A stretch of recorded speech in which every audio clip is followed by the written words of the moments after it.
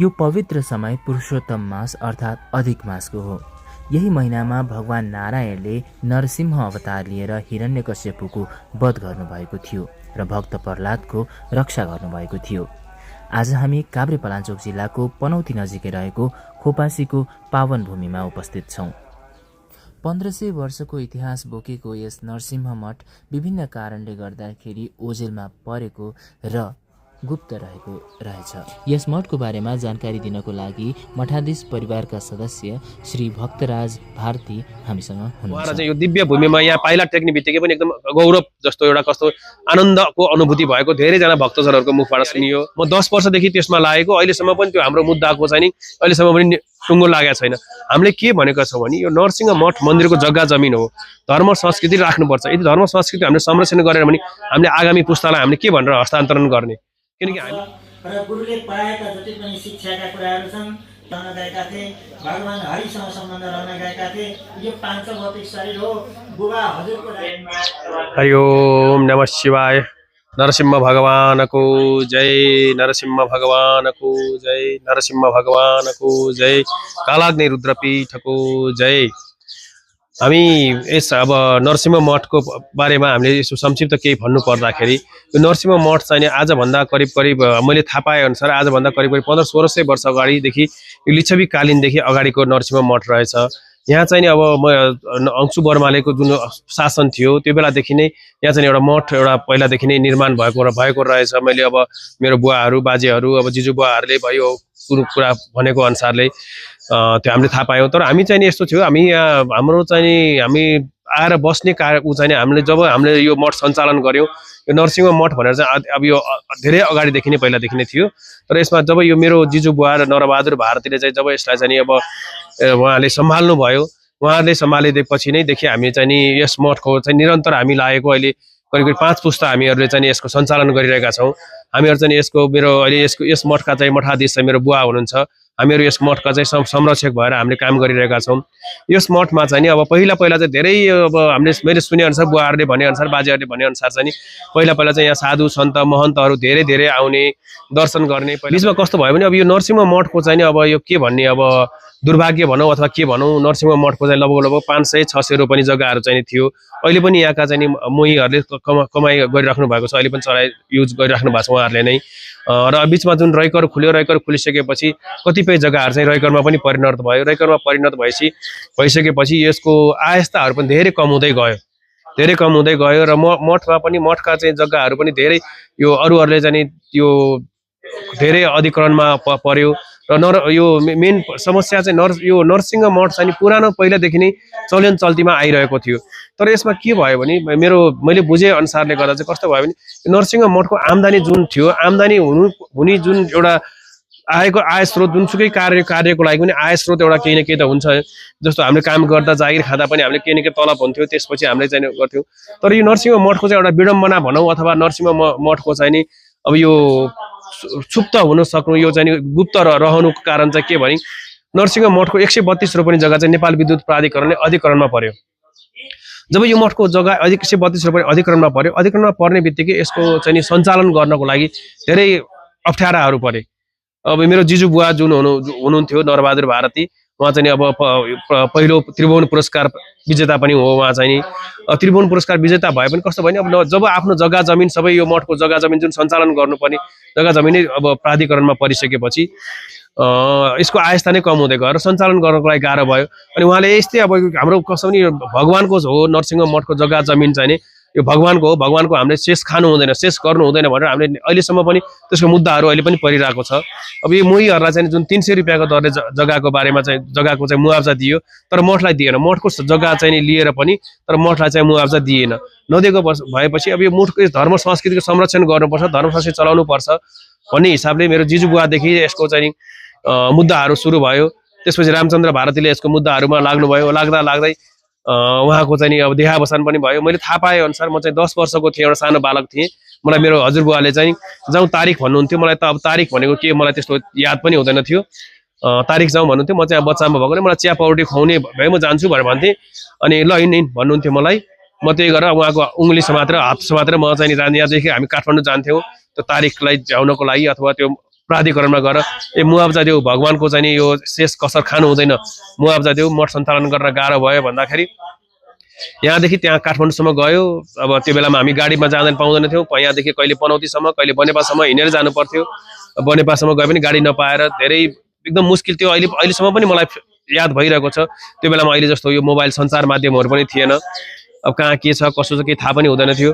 अनि त्यसरी जाँदाखेरि अब उहाँसम्म गयो, यहाँदेखि काठमाडौँसम्म गयो। तर गइसकेपछि अब त्यहाँ गयो, अब ओहो बुढा मान्छे हजुर उहाँदेखि दुःख पाएर आउनुभयो, आज त हाकिम साहब हुनुहुन्न यस्तो छ भनेपछि मेरो बुवालाई यति गाह्रो हुन्थ्यो कि है अब त्यो यहाँदेखि बुढो मान्छे बुढेसकालको जिउ लिएर जानुहुन्थ्यो।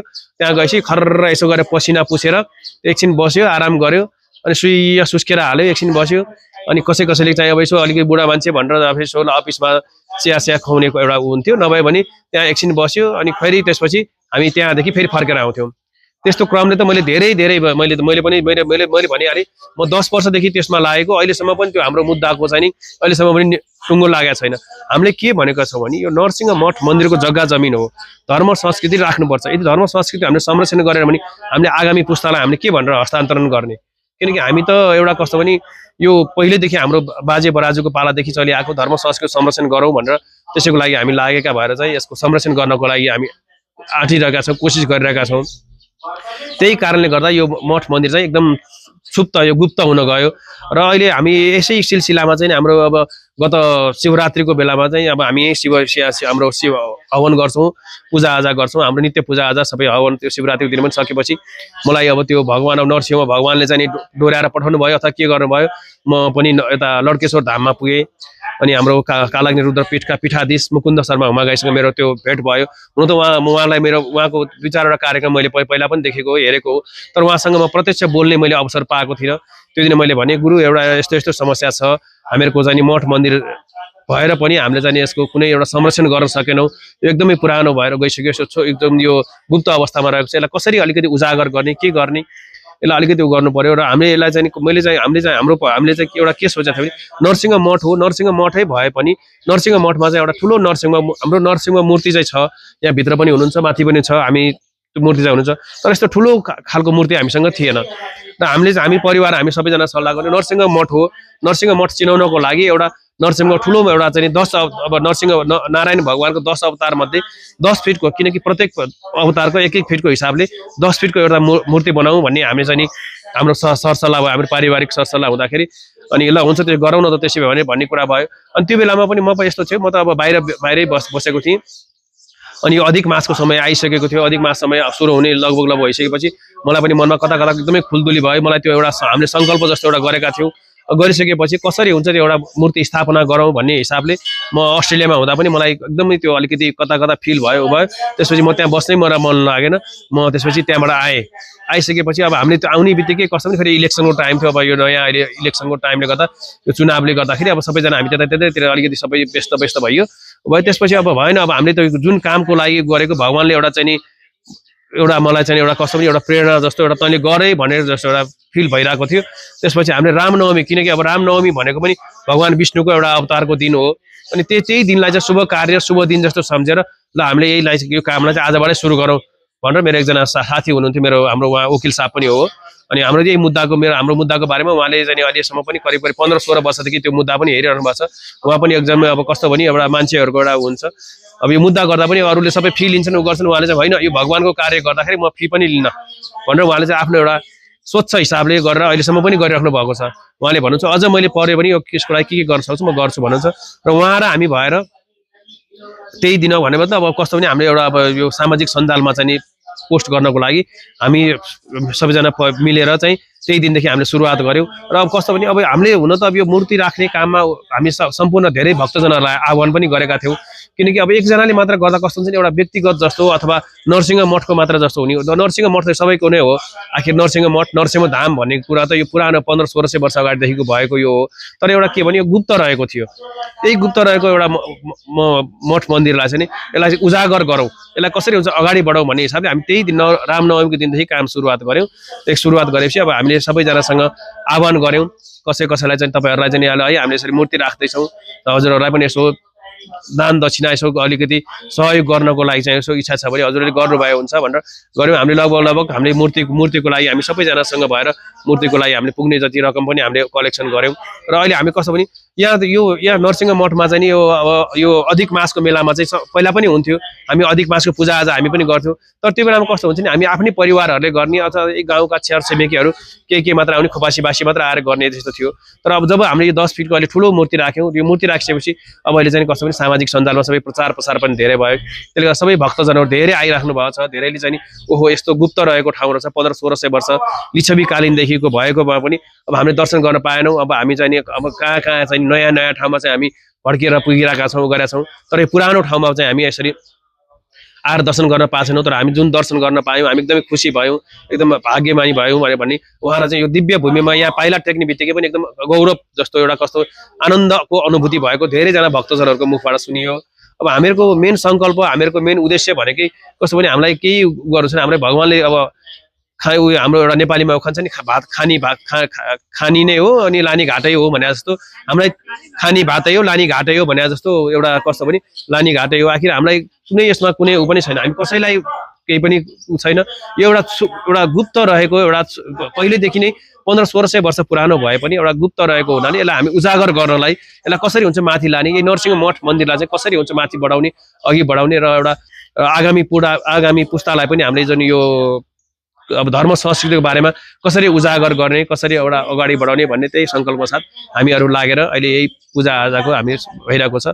अहिले हाम्रो सधैँ यहाँ नित्य पूजा हामीहरूको सधैँ नै भइरहेको छ, नित्य पूजा चाहिँ र साँझमा आरती पनि सधैँ नै हुन्छ हाम्रो। र अहिले अधिक मासको समयमा चाहिँ हामीहरूको अहिले विशेष कार्यक्रम भइरहेको छ। बिहान हामी 9 बजेदेखि 11 बजेसम्म हाम्रो ओमकार टेलिभिजनको कार्यक्रम यहीबाट हामी प्रत्यक्ष प्रसारण गरिरहेका छौँ।